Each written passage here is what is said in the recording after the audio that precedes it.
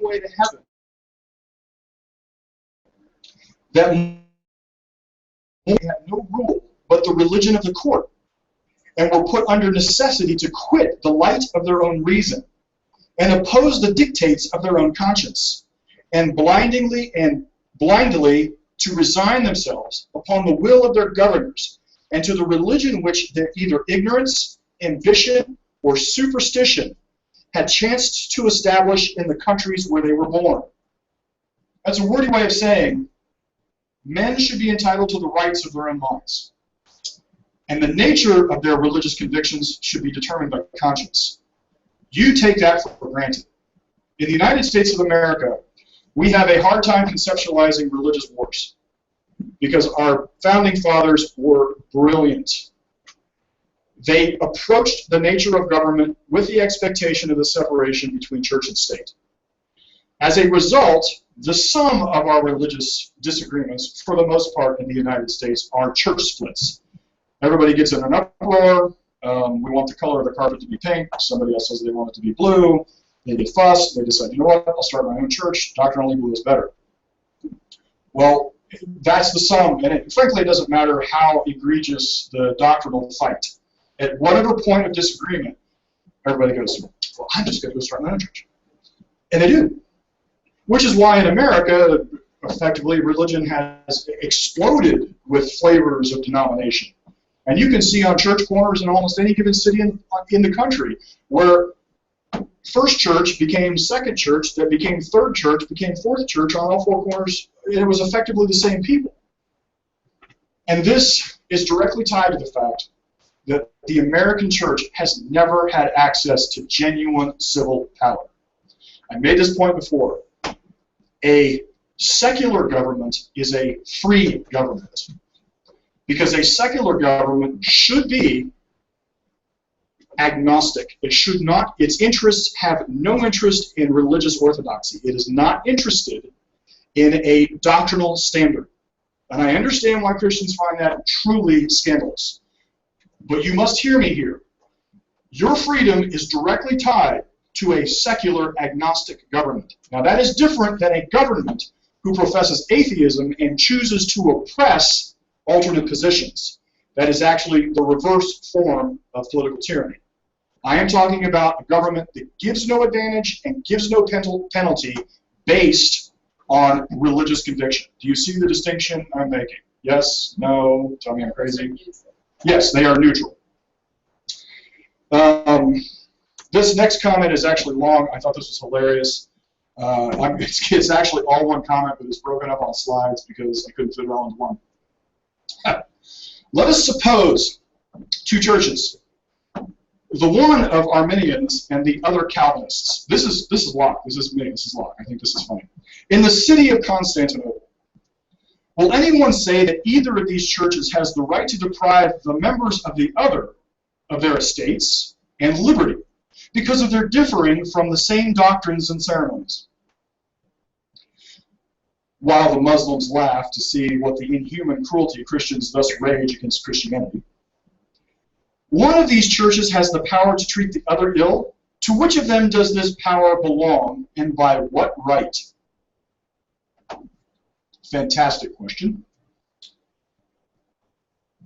It will be answered, undoubtedly, that it is the Orthodox Church, which has the right of authority over the erroneous or heretical. This is, in great and specious words, to say just nothing at all. That's hilarious. Every church is orthodox to itself, to others erroneous and heretical. So the controversy between these churches about the truth of their doctrines and the purity of their worship is on both sides equal, nor is there any judge, either at Constantinople or elsewhere upon earth, by whose sentence it can be determined. It could be manifest, if it could be manifest, which of these two dissenting churches were right, they would not accrue thereby unto the Orthodox any right of destroying the other. For churches have neither any jurisdiction in worldly matters, nor are fire and sword any proper instrument, wherewith one convinces men's minds of error and inform men of the truth. Now, last year, Susan Dose did a fantastic job of explaining Augustine and his use of violence as a doctrinal standard to compel men to the church. I invite you to go back and review what she said. What Locke is saying here is in direct defiance of Augustinian ideology. It is in direct defiance of Calvinist ideology. Both men presumed the right of the church to compel rational compliance. Okay, that is what I wanted to discuss with Locke on the letter concerning toleration. Now, these arguments become foundational for what becomes ultimately the secular government of the United States. The belief in, the expectation of, the division between religious conviction and political power. And now we must turn to Locke's Second Treaty of Government. Now here's what I did.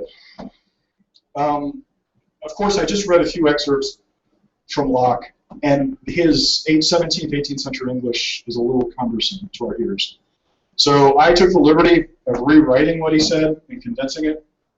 Now, I have not rewritten the entirety of the Second Treaty of Government, but what I did do is as I took sections, what parts of his sections I thought actually had relevance to us directly, to hear, to see, to know, to understand. I decided to go ahead and rewrite those. So if I'll tell you when it's actually something he said, but for the most part, you're going to hear my words. Actually, I got this off the Gutenberg project. You can actually go find this version off the Gutenberg.com or .org or whatever. Okay, Locke opens his work with a definition of terms. He summarizes his initial thoughts, and this is Locke talking. Political power, then, I take to be a right of making laws with penalties of death, and consequently all less penalties, for the regulating and the preserving of property, and for employing the force of the community, in the execution of such laws and in the defense of the Commonwealth from foreign injury, and all of this only for the public good. Now, he is defining his terms about the nature of what political force is, what government is for. And it is specifically for the defense of the property, defensive property and the common good. But I want to make this distinction. When I say common good today, most people hear a collectivist assertion. They hear for the good of the people, for the good of the community. Locke doesn't mean this. When Locke says for the good of just lost my train of thought, for the public good, he means the public good of individuals. Do you see the distinction I just made? Okay. Chapter 2, the state of nature.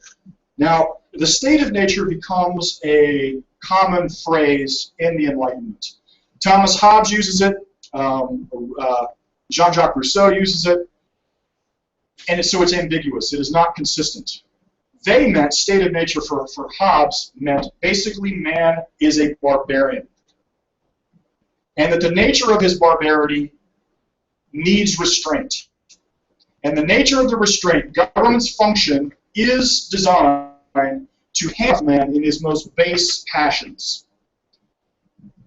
You will remember the Edmund Burke quote that I pointed out way back in the beginning, that it is government, that man forges his fetters by virtue of the fact that he really doesn't have self-control. This is a very Hobbesian position.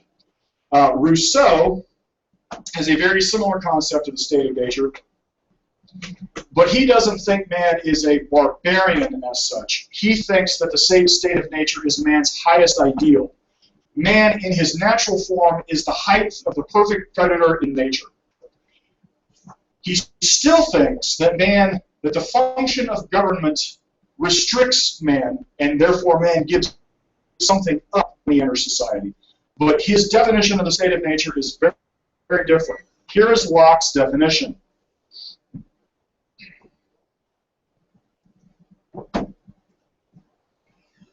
To understand political power correctly, man must first understand his natural state. Locke calls this state the state of nature. Man is perfectly free, meaning man is at liberty to act as he pleases. He acts to dispose of his own possessions, and he acts to dispose of his own person. Think of it this way. You live on a desert island by yourself. You are at liberty to organize your desert island to your own benefit. And it would require of you your highest and best reason to do so. Your very survival would be dependent upon your ability to organize your environment to your advantage. And you're perfectly free to dispose of everything that you create and your entire person to that end. That is his definition of liberty, or the state of nature. He says, the state of nature is a state of equality. All the power and jurisdiction is reciprocal. All men are born to the same advantages of nature. Now expand the example I gave. So now we have a desert island, and now we have two people. The exact same state exists between both men.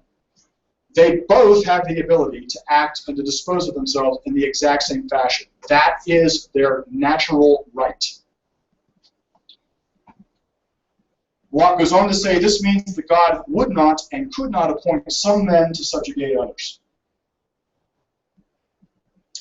And he says that the law that governs the state of nature is reason. Reason teaches all men that all men are equal and independent. Now notice how this goes. Man's existence requires his survival, and his survival requires that he successfully manage his own environment, that he specifically sets out to organize that environment such that he disposes of all of his work product in service to that survival. All men exist in this state, and the reason they do so, the reason they are successful in this state, is because the only way they can survive is by reason. So notice how Locke is making the equation. Existence, survival, liberty, work, and reason are all integrated. Do you see what he did? The state of nature is a state of liberty, but it is not a state of license. The law of reason says that since man may harm no other man's life, health, liberty, or possessions, there is no subordination among men that authorizes one to destroy another. And inasmuch as man preserves his life, he must also seek to aid the preservation of another's liberty, health, limb, and property.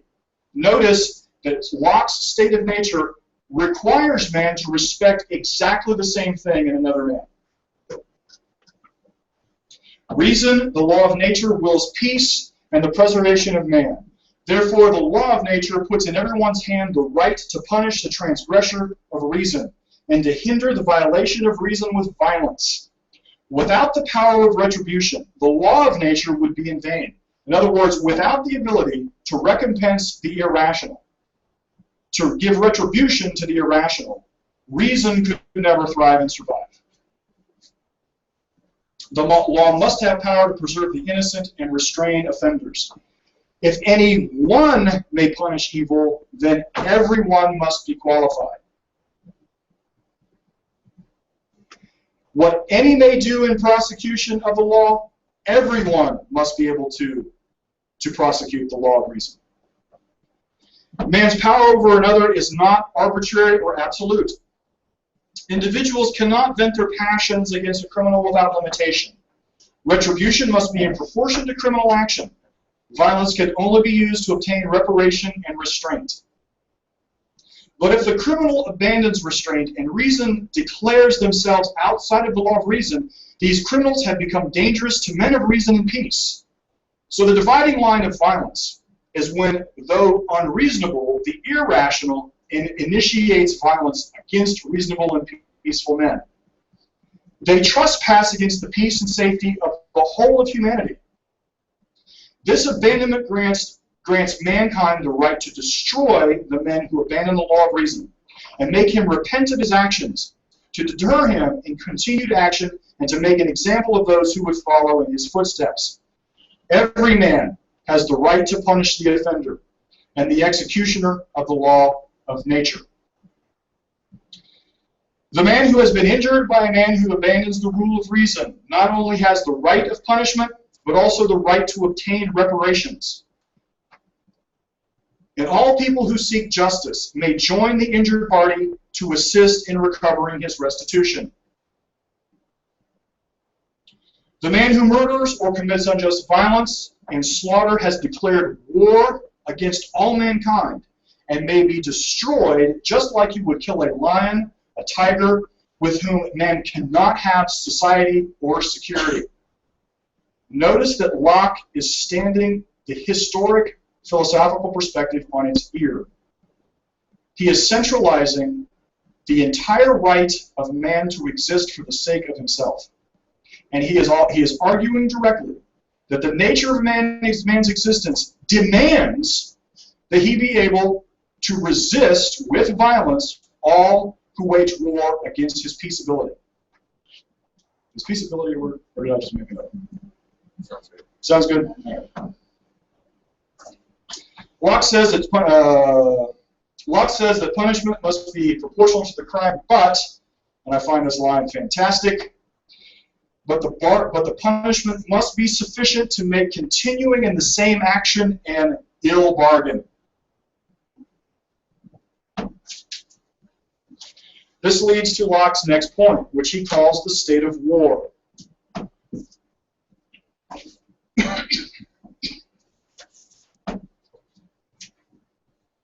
This is chapter 3.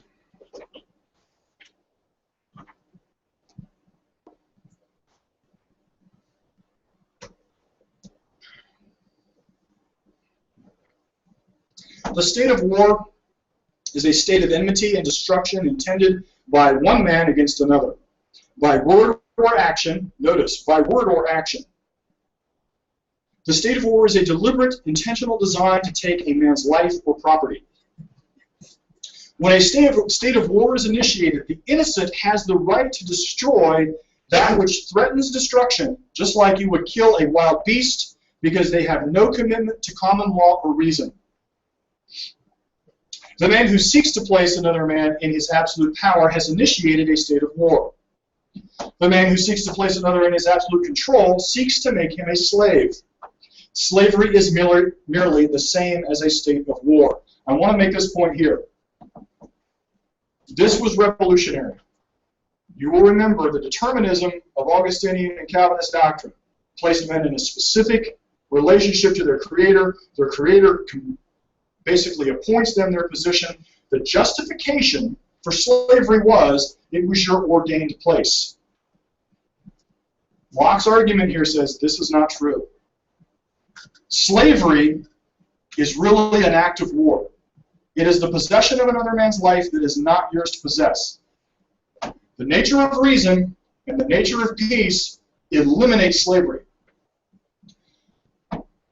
Of course, most of you who have done any work at all with American history knows that slavery was one of the hardest things that we find. The justification for slavery was universally church doctrine. Modern Calvinists like to pretend that they have always been on the side of peace and prosperity and the brotherhood of all men. It's all nonsense. For centuries, slavery was considered orthodoxy. The right to enslave was considered an orthodox position. And the argument, the same argument that everybody uses when they talk about Bible, it clearly says in the Bible. And then they point to the fact that Paul, with Philemon, consecrated the state of slavery, the institution of slavery, and told Philemon to go back to the slave master. And it frankly doesn't matter that he ultimately told the slave master to take it easy. Ultimately, what Paul did is confirm that slavery was in fact something ordained by God. That's one among many of the arguments. Locke says no. And it was John Locke. Remember I told you, by the time of the American Revolution, Locke was a household name. And that meant he was a household name in slave houses. The argument that inspired the Methodists and the Unitarians was this argument. natural rights, and this argument from John Locke was the inspiring force that started the church to rethink the idea behind slavery. And of course, it was the Calvinist churches and the Calvinist denominations. Like I said, there were no other options in the 1700s. We have many different denominations now in 2014, but back then, if you weren't Calvinist Orthodox, some variation of Calvinist Orthodox, there were very few options. And the Methodists and Unitarians happened to be one of them. And they rejected the fundamental translation, making this argument. It took about 30 years to persuade the bulk of the colonies that slavery was in fact immoral.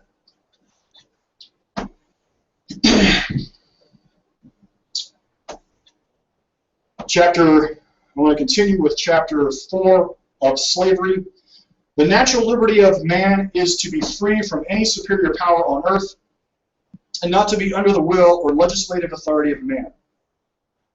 In society, the liberty of man is not under any legislative power except what is established by consent.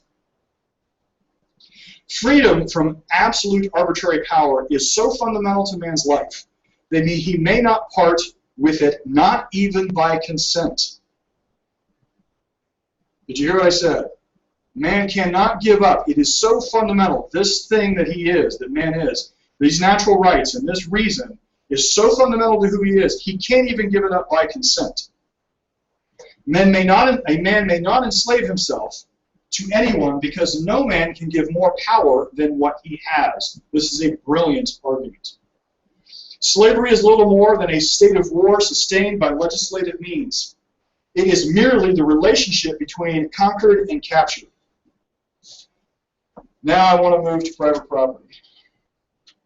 How long have I been going? Somebody tell me, because I already been half an hour. Half an hour. Of private property, chapter 5. Locke's definition of private property is an essential evolution of thought. He correctly establishes the roots of private property. Private property is the product of labor. Individuals employ their industry to create the substance of their lives. Man in the state of nature must work to survive. Man's survival is directly tied to his labor. This makes man's work a direct function of his life. Do you see the progression? Survival, work, sustain life. This makes what he works at his property, and it must be private.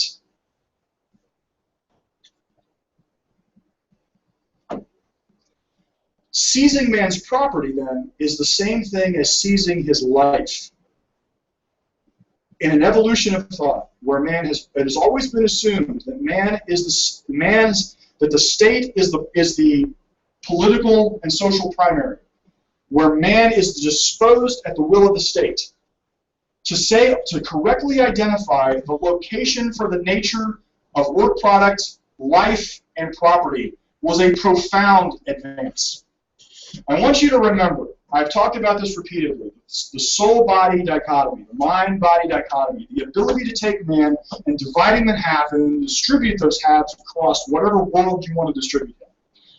Say, for instance, John Calvin. John Calvin basically says, you have no right to complain about the nature of your existence. Who cares if you're persecuted? Who cares if the government comes and takes whatever they come and take? Ultimately, your treasures, your life, your values are all stored away in some other place. But here on earth, you just got to suck it up. And that is your specific Christian responsibility. That is Calvin's argument. But notice he succeeds at doing this based on the soul-body dichotomy. He can say that your physical self is actually immoral and irrelevant. Your spiritual self is this thing that gets magically transported someplace else. By dividing man, he can make the moral justification that tyranny is morally acceptable. Locke says no. Locke is one of the first philosophers to successfully make the mind-body integration, the soul-body integration. You will remember that the historic philosophical position held that man was the mind-body dichotomy. The Dark Ages was rooted in this dichotomy. This was the justification for the church to see its earthly production. Man's focus should be in the afterlife. Man's material existence is morally inferior, which means man's industry is morally questionable. Locke, on the other hand, correctly identifies that man is indivisible from his work. He correctly integrates human existence by identifying reason as the root of man's production and production as the root of man's life. Thus, man's life and man's property are corollaries of the same existence. This is profound and powerful. I want to dance every time I read this. This is an amazing philosophical achievement. The standard objection to private property has always been that private property prevents some men from actually getting resources. In tribal cultures, this had some validity because tribes did not have the concept of private use, but in fact they held everything in common. This social dynamic is historically produces lack. But Locke applies reason to the process of wealth creation. He correctly identifies that man creates his level of prosperity. Wealth is not static because wealth is the product of labor, and labor is expansive. I want to read you a prolonged section.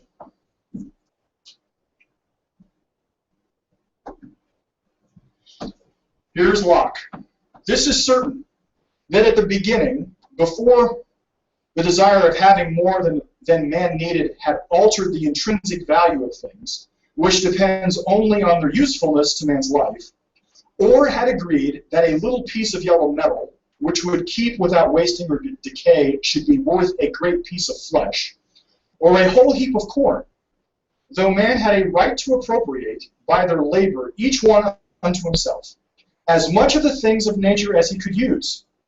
Yet this could not be much, nor to the prejudice of others, where the same plenty was still left to those who would use the same industry. To which let me add, that he who appropriates land to himself by his labor does not lessen, but increases the common stock of mankind. For the provisions serving to support man's life, produced by 1 acre of enclosed and cultivated land, are 10 times more than those which are yielded by an acre of land of an equal richness laying waste in common. And therefore that he encloses land and has a greater plenty of the conveniences for life from 10 acres than he could have from 100 left to nature, may truly be said to give 90 acres to mankind, for his labor now supplies him with provisions out of 10 acres, which were but the product of 100 lying in common. Notice his reason, that the nature of labor expands human prosperity, and he is exactly right.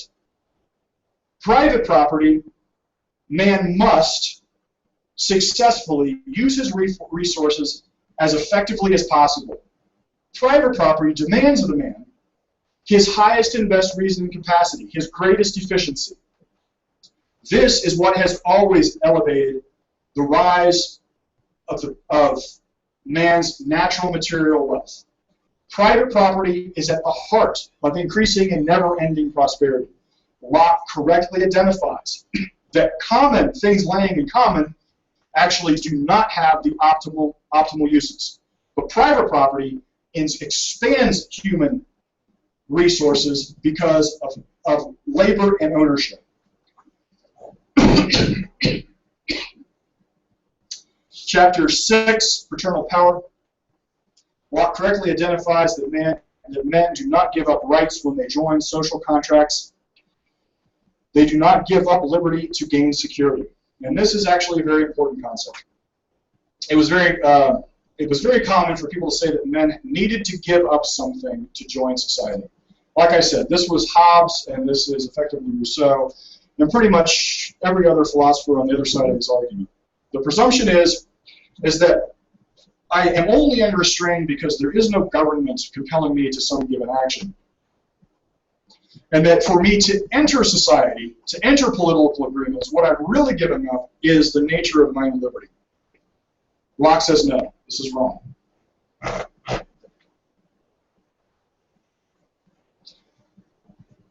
You will remember the Augustinian and Calvinist doctrine of subordination.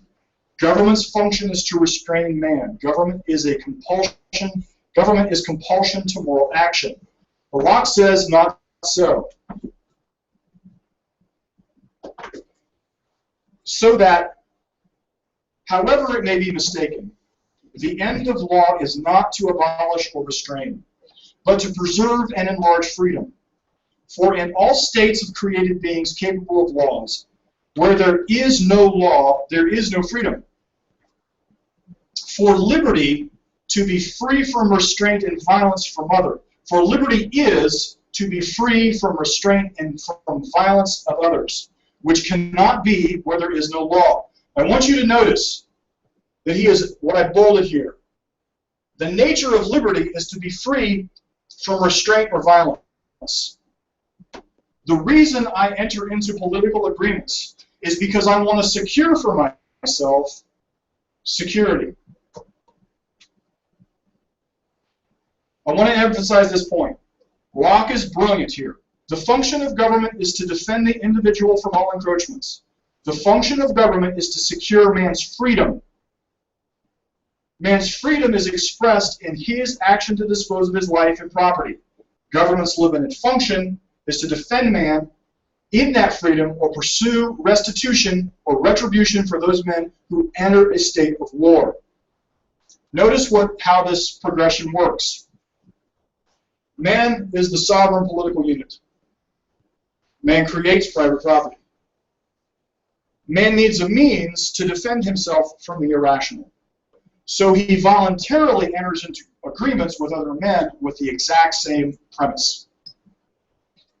They consent to government.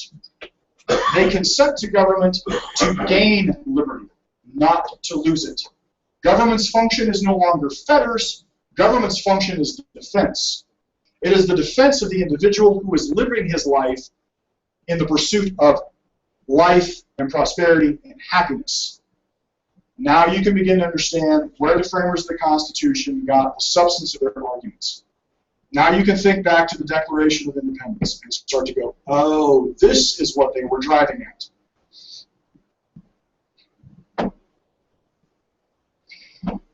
Chapter 8 of the Beginnings of Political Societies. It is here that Locke identifies the correct order of social relationship. Historically, it was assumed that the state was the social primary.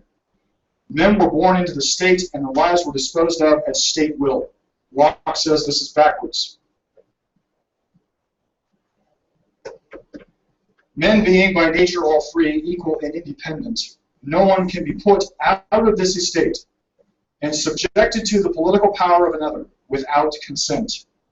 A man can only divest himself of natural liberty and put on bonds of civil society by agreeing with other men to join and unite for their comfortable, safe, and peaceable living among another, and secure enjoyment of their properties. This any number of men may do, because it injures no freedom for the rest. They are left as they were in the state of nature. When any number of men have so consented to make one community or government, they are thereby presently incorporated to make one body politic, wherein the majority have a right to act and conclude the rest. Here is his progression. Man is first free and sovereign agent. Man labors to create property to satisfy his survival and enjoyment. He seeks social relationships to expand his freedom. His consent is to social contracts, and government is by consent of the governed for the express purpose of defending his life, peace, and property. How long have I been going? 45 minutes? Yeah, something like that.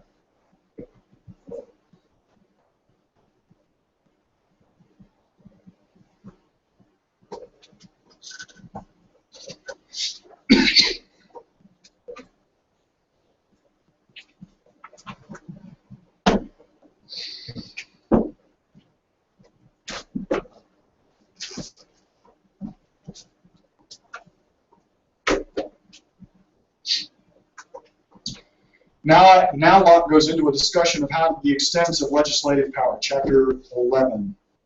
Legislative power cannot take from any man any part of his property without his own consent. The reason man enters into political agreement is to sustain and enjoy his property. So he can't then enter society, and then society then expropriates his property. Thomas Paine echoed this concept.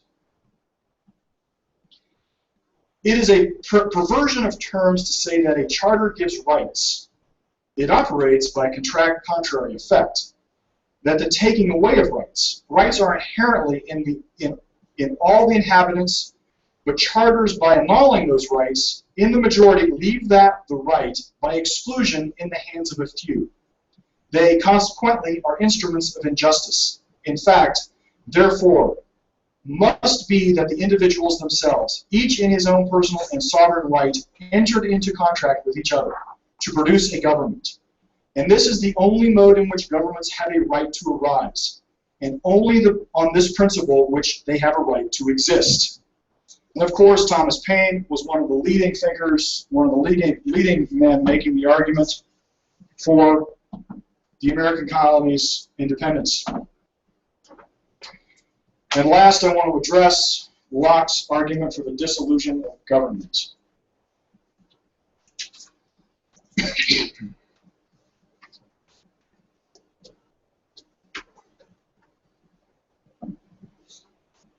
Since government is by consent, Locke addresses the dissolution of government. The government is dissolved when the legislature takes it upon the power to make laws the people do not appoint them to make. This is very important. The legislature does not become autonomous and sovereign by the fact that it was created. The people sustain their political sovereignty. When a legislator acts in this fashion, the people have no obligation to obey the laws. They can refuse to obey as an actor refusing to be subjugated.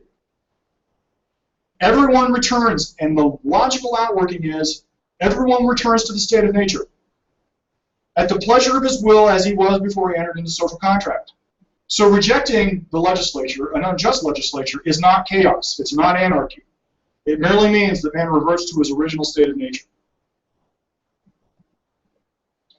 Note, this would also be the answer to a runaway bureaucracy that is neither elected nor subject to the people, like when Congress decided to start giving legislative power to bureaus in the United States. Just an observation. Governments are dissolved when a single person sets up his own arbitrary will in place of laws, like presidents who pass endless executive orders. Governments are dissolved when a single person hinders the legislature. When this person suspends the legislature, he is in effect putting an end to the government the people instituted. Governments are dissolved when one man seeks to alter elections and thereby change legislature to which the people consented. Governments are dissolved if the prince, his word, or the legislature deliberately delivers the people into the subjugation of a foreign power.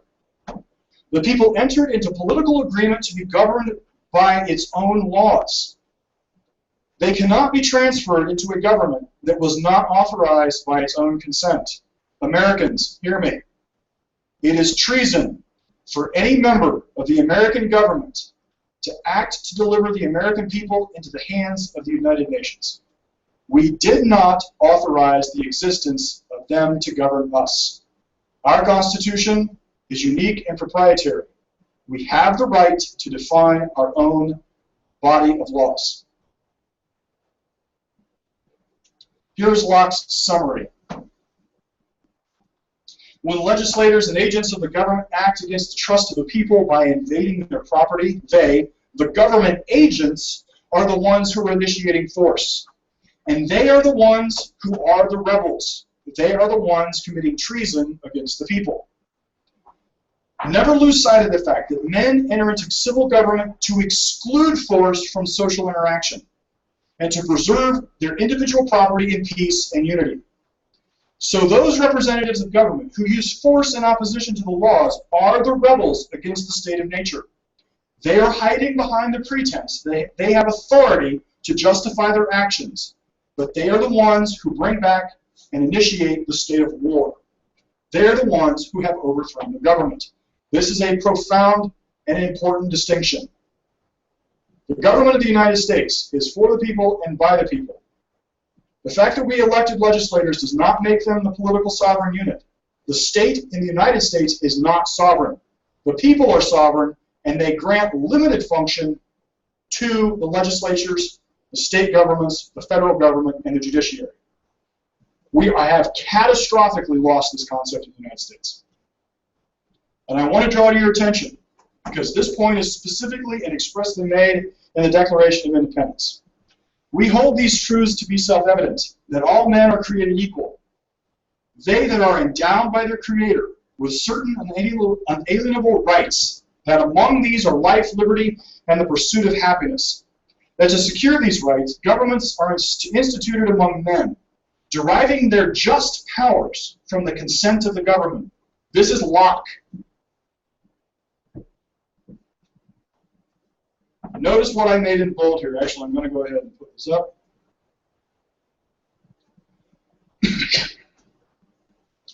That whenever any form of government becomes destructive to those ends, it is the right of the people to alter or abolish it, and to institute new government, laying its foundations on such principles and organizing the powers in such form as to them shall seem most likely to affect their safety and happiness. This is actually contained in our Declaration of Independence. This is at the root of our government. The United States government is not the political sovereign. The people are the political sovereign. A people committed to reason, peace, life, and prosperity and property. When governments use force in direct violation of the express social contract, the government is committing treason.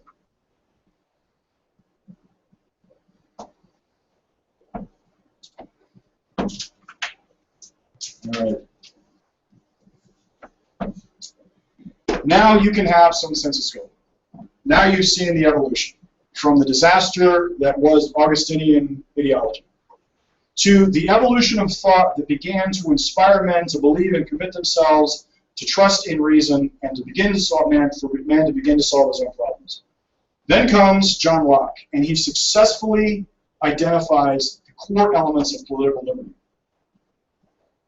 Political liberty, without political liberty, and specifically private property, the divorce of government from being able to come in and continue to seize private assets.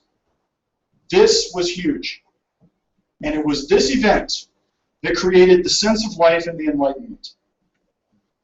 Generations of European Christians accepted the premise of human depravity as self-evident, as have all social political organizations founded on the metaphysical premise that man is a sinner who inhabits a fallen world.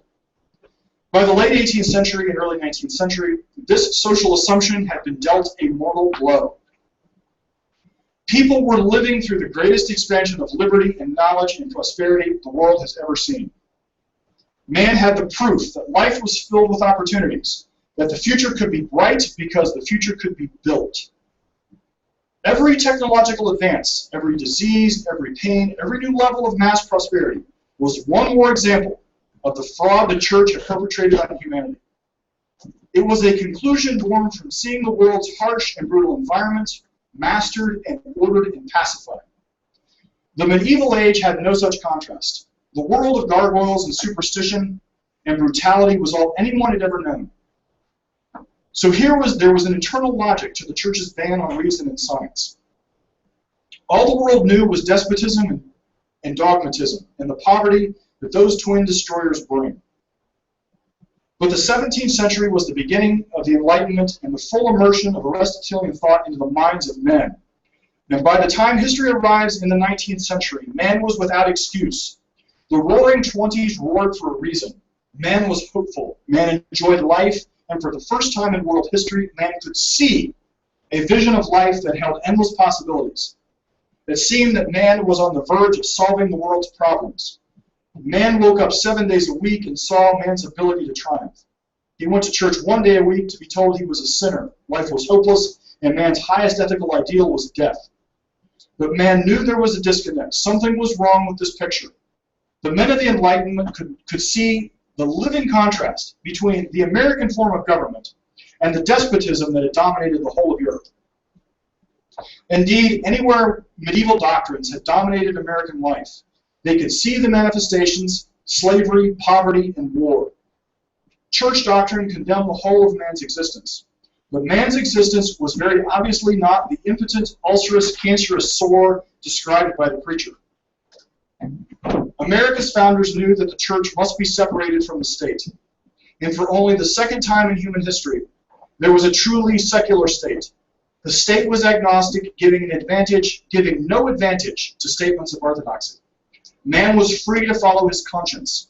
Man was free to create and prosper. And the greatest political achievement man had ever known led the world into the greatest expansion of peace and prosperity the world had ever seen.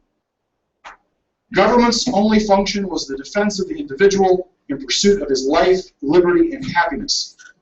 The shining light on the hill, the amazing beacon of hope, the culmination of the Enlightenment thought in political organization was the United States of America. Thank you. Okay.